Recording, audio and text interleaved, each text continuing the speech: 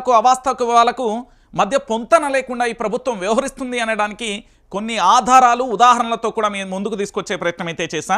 నిజానికి ఇక్కడ జరుగుతున్న పరిణామాలను కనుక మీరు చూస్తే ఆశ్చర్యపోతారు. ఎందుకంటే ఒక ప్రభుత్వానికి సంబంధించి ఏ విధంగా ఏమైనా చేయొచ్చు, మాకు అధికారం ఉంది, మేము ఏమైనా చేస్తాం, మేము అధికారంలో ఉన్నాం కాబట్టి మేము ఏది చేసినా నడుస్తుంది, ఇక్కడ భారత రాజ్యాంగం అమల్లో లేదు, లేకపోతే యనుమల రాజ్యాంగం మాత్రమే అమల్లో ఉందా అంటే అవుననే సంకేతాలు చాలా స్పష్టంగా వినబడుతున్నాయి. నిజంగా ఇది తెలంగాణ రాష్ట్ర ప్రజలందరూ కూడా, రాష్ట్ర ప్రజలు ప్రతి ఒక్కరు కూడా ఆలోచించాల్సిన విషయమే. ఎందుకంటే ఈ 3-4 రోజుల మధ్య ఒక పంచాయతీ అయితే తెర మీదకి వచ్చింది.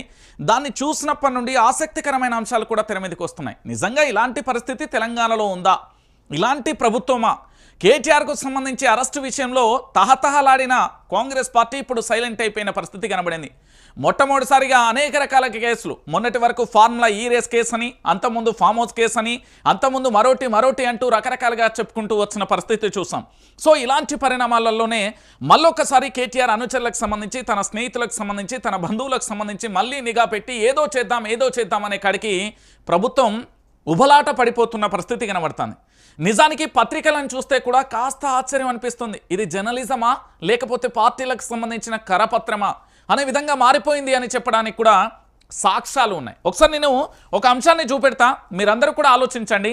ఇది వాస్తవం అవాస్తవం తెలంగాణ ప్రాంత బిడ్డలే చెప్పాలి. ఎందుకంటే ఈ పరిణామాలను చూస్తే తెలంగాణ సమాజం కూడా ఆశ్చర్యాన్ని వ్యక్తం చేయక మానదు.